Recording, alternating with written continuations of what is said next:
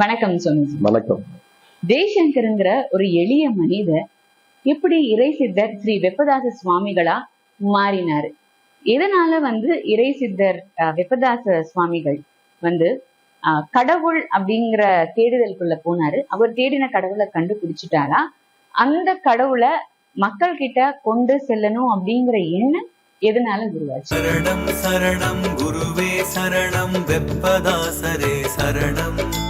சந்ததம் பணிந்து சரணங்கள் சொன்னோம் சர்க்குருநாதா சரணம்.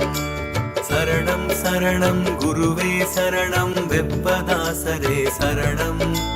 சந்ததம் பணிந்து சரணங்கள் சொன்னோம் சர்க்குருநாதா சரணம். சகலமும் உணர்ந்து அறிவில் தெளிந்த வெப்பதாசரே சரணம். சகலமும் உணர்ந்து அறிவில் தெளிந்த வெப்பதாசரே சரணம். சஞ்சலம் தீர்த்து நல்வழி காட்டி எங்களுக்கு அருள்வாய் சரணம்.